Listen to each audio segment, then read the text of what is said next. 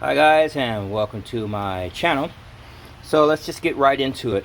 Today I'm going to be installing a spool gun, and if you're like me, basically you have something along this size of a MIG welder. Now mine is a Lincoln 140C. I use it for my typical steel, and I have a project that I want to do. You guys know about it. It's putting roof rails on my Explorer, and I am adapting some aluminum pipes in order to make it work. So I'm working on a project needing aluminum welding, and I am going to install the Lincoln Magnum. This is the 100SG model. In particular, this has the gun, it has a little spool, it has a couple of extra tips, should have some instructions, and also a switch, because on my particular model of welder, it doesn't have a switch to change it from the regular MIG feed to the spool gun feed. So to take a look and know for sure if yours has it or not, you basically will, open it up, take a look inside, and pretty much you'll see all your usual components. But what's missing is right over in here would be a switch, and that switch would allow you to be able to go from the regular MIG feed to a gun. So yeah, that's it right there. So in that place is where I will put that switch that comes with the kit. So we're going to start off by taking apart our Lincoln unit. And it's really simple. It's a bunch of screws involved. So you're going to have 1, 2, 3, 4, 5, 6 across the top, 7, 8, 9, 10. Now on the door, just remove this one and this one. You can leave these two in place. You don't need to take these two off in order to lift it and get it out. You just need to get the door off so that you can get it underneath there. So those are the ones we're going to remove. I've already loosened this up because I want to make this video quickly, and we're not doing it from scratch. It's kind of like a what do you call it, a quick version of how to do things. Now all of the screws pretty much are the same, except for these two, which are longer compared to the others. So it's not too hard to figure out which one's which as far as for mixing up. This can do it with a flathead screwdriver. That's how I did it. It's edged out, so you can use your bit or your socket set with it as well. So let's go ahead and continue with that.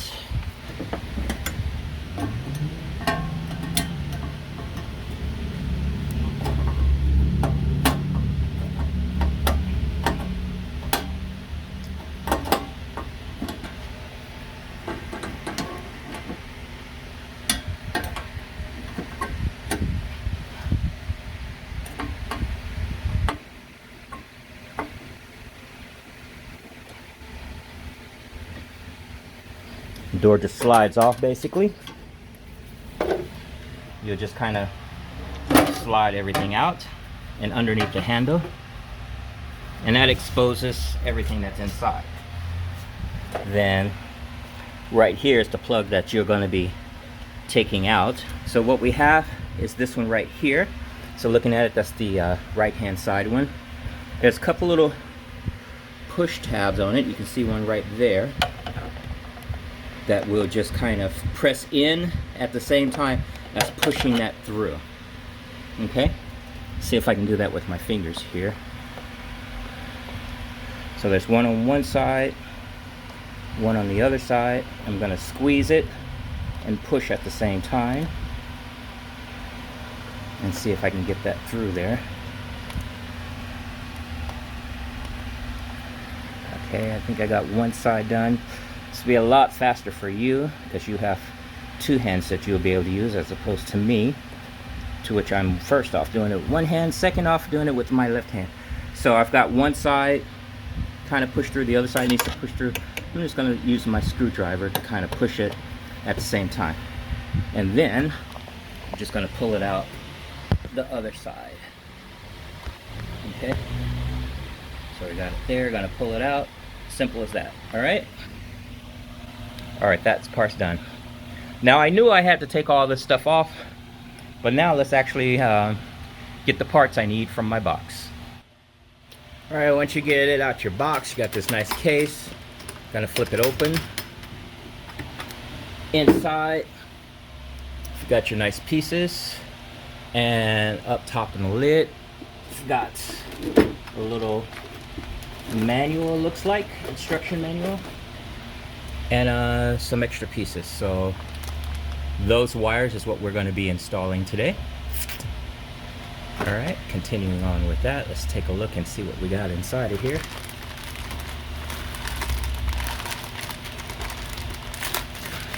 Excellent. It looks like just a simple wiring harness with an attached switch. And in case you want to complain about the background noise, it's about 100 degrees today. I'm at my friend's garage, and yeah, I've got that circular fan going because, well, it's hot and I hate to sweat. Anyway, back to progress. So let's open it up and see if we got a nice little instruction book as to what to do. There's a spring in here that's going to be used for the spool. A nice little manual. Warranty card. Should turn that in a little later today. Some tips on what to do next, right? Don't lose your manual. Go ahead and install your warranty. So here's everything right here.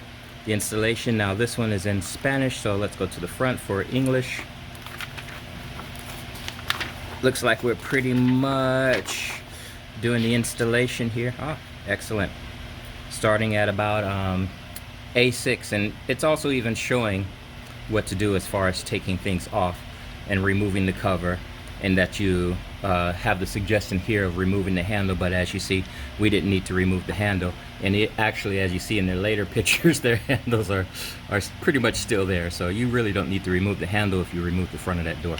But anyway, it's got a bunch of jumper pins and everything like that connected. It's got the diagram of what's what, and it's got the diagram also relating to the jumper pins. So what we're going to do is basically plug everything in now. Your wiring harness has all of these connectors. All of them will be used. Okay, all of your connectors will be used. We're going to start out with this one. This is a 10-pin connector, and where we're going is right here for the 10-pin connector. Quite simply, you're going to unplug by squeezing and releasing the tab to pull out that 10-pin connector. Once you've pulled out that 10-pin connector, you're going to connect your original 10-pin onto here. It's got a little notch in it, so it only goes in one way, okay? So it's got a little notch. See a little notch right there? So it only goes in one way. If you put it in backwards, it's not going to want to fit. Turn it around, and it will fit. Simple as that. So the other end of that 10-pin connector plugs in to where you just unplugged the 10-pin connector. So right here, okay? Give it a little extra pressure with your finger underneath, but be very careful. The board seems to be fairly flexible. So we heard the clicks. Those are plugged in properly, okay? Gonna move on to the next step, which is going to be a 6-pin connector, and we're going to put that in the other 6-pin connector. So the 6-pin connector we're talking about is here. On the harness, you'll see a 6-pin connector and a 6-pin connector. So the same thing, basically, squeezing it to pull it out. We're going to plug it in, and this one also has particular shapes, so you can only put it in one way. If it doesn't fit the first way, simply turn it around, because it'll fit the other way. And also to help so you're not twisting it, it's got a little retainer clip edge right there. See a little retainer clip edge? So that helps you also to know how to get it right the first time. From the harness, we'll take the other 6-pin connector and we'll plug it in to where we first initially unplugged See if we can get it in there. All right, let's get that focus in place down here. Focus over here, guys. There we go. We're going to get that 6-pin connector plugged in. All right, so now, so far we've done the 10-pin and the 6-pin connectors. Okay, move it on to the next one. It's going to be the pair of wires, which are these two. That's from the harness. Now, if yours is like mine, it's kind of hidden. You're looking around this general area. Mine was hidden because it's behind here. Ta-da! Those wires are what we're going to disconnect by pulling and then connect it to our harness. They'll match up perfectly because as you pull the male from the female, then you're going to rematch male to female on our harness. And then that's going to complete it. On the switch, after you take off the nut, you're going to see it's got this little washer on there, and that washer has like a little tab that stays on the switch, determines the direction. So we're going to put that in and then screw it in from the other side. So we're going to make sure it's properly seated. As you twist it, you know you're properly seated. Tighten it down. So ultimately what you end up with is this as being your new setup. For the cover, I'm going to slide it like this underneath the handle, and then everything just goes in position. Lined up nicely in place, and replace my screws. So all of these are the small ones on the sides. It's a reminder the longest 2 screws go in here.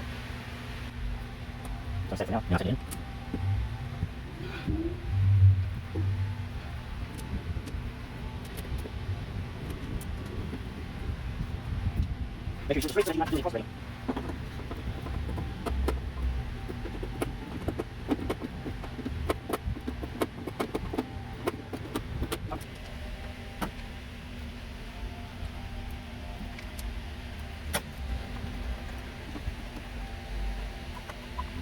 Alright. For the door, you've got these little pins here that'll help synchronize into your holes to make sure that they're nice and straight. So I'm basically, the way I like to do it is I like to kind of put the door in the position it's supposed to be in, and then the pins line up perfectly with the holes, and then I'll just do a little starter.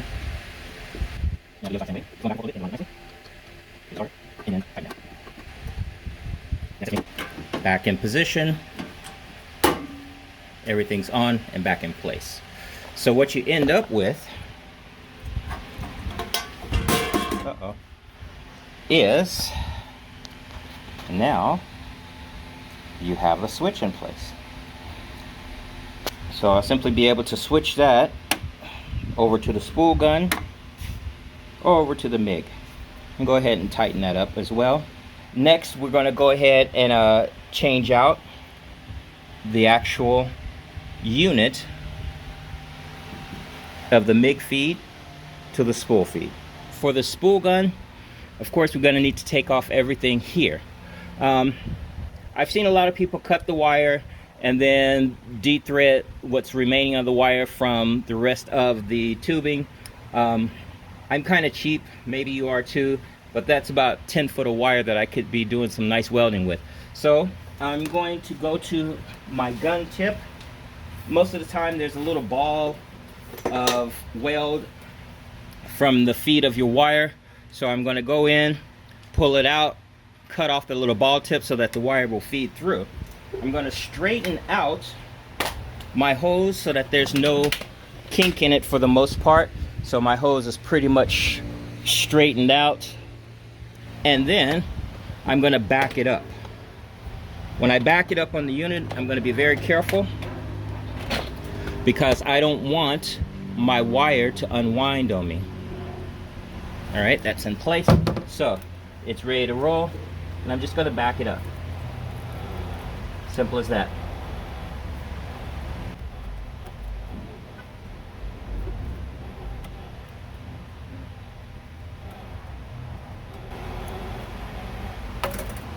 All right, it's pulled through. My closest hole, this little hole in the spool, seems to be about right here. So I'm gonna hold it taut, push it through, lock it in place. And now instead of losing 10 feet of wire, I'm losing, what is that, 5-6 inches? No problem. Okay, now to take apart the hose, what we're going to do is there's this knob right here that we're going to loosen up. Okay, as we loosen this up, this allows me to disconnect my hose from its plug-in point. Very tight. There we go. I don't think I need to pull it out all the way. Let's see. Yep, there we go. And it's out of there. Okay, next up is right here is our pin connector, and that's a simple twist, and then it comes off. And you can see it's actually only using a couple of the pins, and it's got some notches in it so that it aligns. So we're going to put the new one in pretty much in that same alignment. If you look at it, it's got little notches in there. That helps you to align it properly. All right, we're going to put away this hose for later on when we go back to regular steel welding. All right, from our spool gun kit, we're going to grab our hose. By the way, this is your extra tips. Put that to the side, I'll need that later. Oh, got a nice little Velcro strap, that's cool. Just going to grab the end of it for now. We'll let the rest of it stay inside of the box because I'm really close to my working space. So I'm going to start out with the plug, which is here. We've got all these little notches in there that we're going to line up. So I'm looking at a notch right here in the tip, and I'm going to line it up with the notches on the unit to get it in. So you have a notch at the top. Let's see if I can get you to take a look at it. Notch at the top, notch on the side. They're lined up, plugged in all the way, pushed, and simply tighten it up. Ready to go. Yes, gonna have this downward, and I'm gonna push this through all the way, nice and straight. Get it all the way in there. Now if it's not wanting to go in, probably just need to back out a little bit more here so that it'll go in. Excellent. It's a little twist I noticed on mine, and then it goes all the way in. There it is, that's a good one. So can you see it? So it's still sticking out. So now it's fully seated, okay? That ought to do it for you. Gonna lock that in. Nice and finger tight. Don't need to overdo it. Gonna pull it to check it. Yep, not coming in off. So I'm satisfied with that. And everything looks good and in place. And that's how you connect the hose end of it. Now let's go ahead and run our wire through our unit. I'm going to leave the unit just like this. Let's go ahead and get to work on it. Let's see what we got here. This should work. Let's move it to a wide shot for you guys. Alright, so this unscrews. It doesn't come all the way out. It actually stays attached to the housing. Then you simply pull up and pull it out. It's got little tabs on it right here. Okay. Inside you're going to have this one that you will take off. And just screws completely off of there. This will allow you to put your spool in position. Set those aside so we have that. Now, inside the gun, you're going to see these two wheels. Right here is a little hole. We're going to take out our wire. In this case, we're using the 4043. We're going to run it through here. We're going to pull this back. This is a little spring. Pull it back lightly. See how it opens it up? Can you see that? We're going to pull that back lightly. That'll allow us to feed our wire through the liner and then out the end. we're looking to get about an inch or something like that out the end, and then we know we're set, and then we can let it go. That's what we're planning on doing now. Let's go for it. I'm gonna take my wire,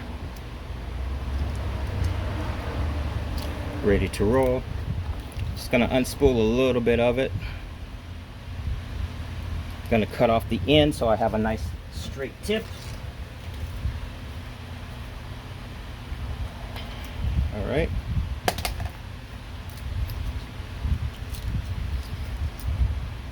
Now what I'm going to do is I'm going to set it in for now, just to kind of hold it from despooling for me. While I take it in this route, I'm running it through the hole.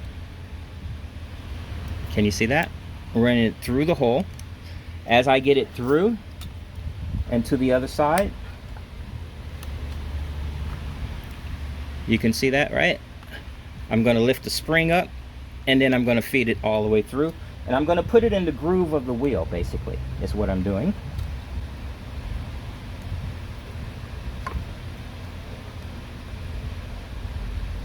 So now I've got the spring detention. Now I'm going for the sleeve. Once I get it into the groove of the wheel, then it'll line up perfectly for the sleeve. Got it in the groove on the wheel. Perfect. Looks good. All right, so see, I've got it in that groove. See how it's going right into that sleeve now. So that's perfect. Just gonna go ahead and run it through. I'm gonna spin it a little bit, and you can see it's gonna pull it through.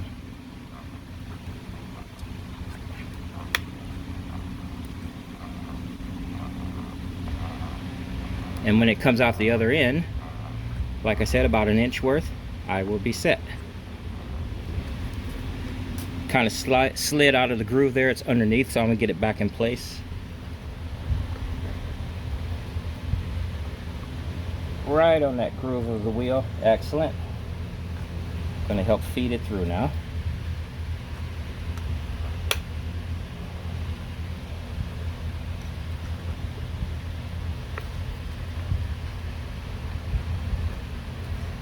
If you want to help it out a little bit, do it old school. Go ahead, take the tip off.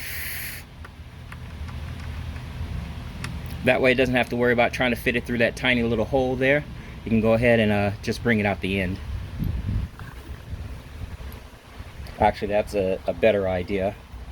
Should have done that the first time. All right, so we got it in the groove of the wheel, pushing it through, feeding it through.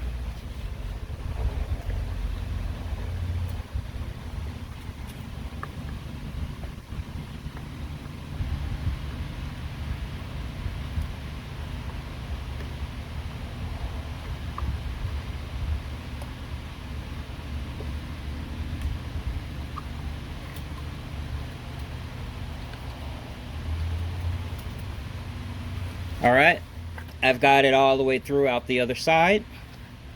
Gonna go ahead and slide the tip back on it.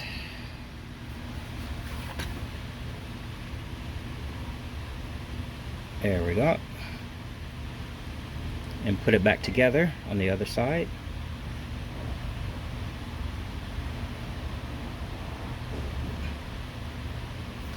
Okay.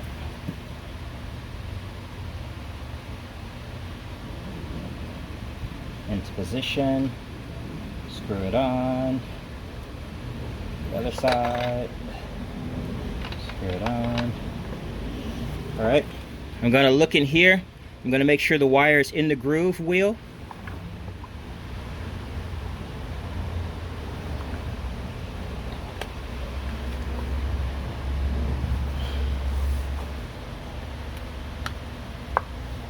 Right, so now I've assured that it's set. The wire is in the groove wheel. This slides up and down a little bit, so it has a little wiggle room. That stays in place because it has a little retainer clip. Just want to make sure that's in the groove and you're set to go. If you're using the other wire type, I think it's 50 something something, you're going to use the spring to add a little tension. That spring will go small side down underneath the spool. but I am not using that. I am using the regular 4043, so technically I don't need this, so I'm going to keep it in the bag for one day when I might choose to use that other type of medium. Now I'm going to go ahead and put my spool into place, lock it into place with the first nut. See, I've got no tension. I've made sure everything's good. Everything is on the reel like it should be, ready to go. This one, I'll put that in first and then slide it on, lock it into place, tighten it up.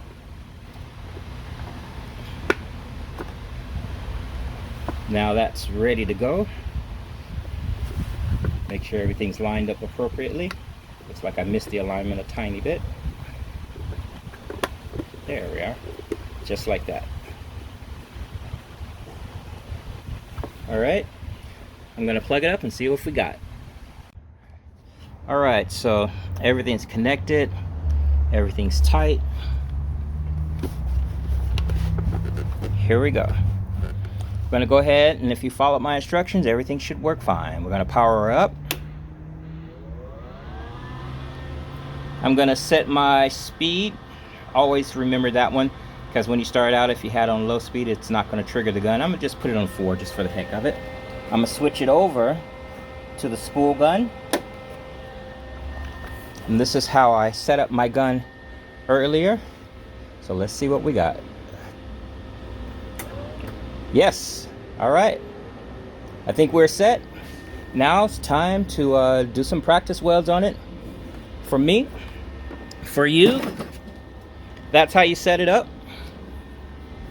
Lincoln 140C is mine. If yours is similar, it should be exactly the same. I'm using the Spool Gun by Lincoln. Spool Gun is the Magnum 100 SG. Connected to my Lincoln, I should be able to do some aluminum. Of course, your next thing is to swap out your tank. Make sure you're using 100% argon, and I'm ready to roll. Thanks for watching. If you learned something, if you didn't learn something, if you enjoyed my video, if you didn't enjoy my video, consider going ahead and giving me a thumbs up, a like, and or subscribe. Talk to you next video.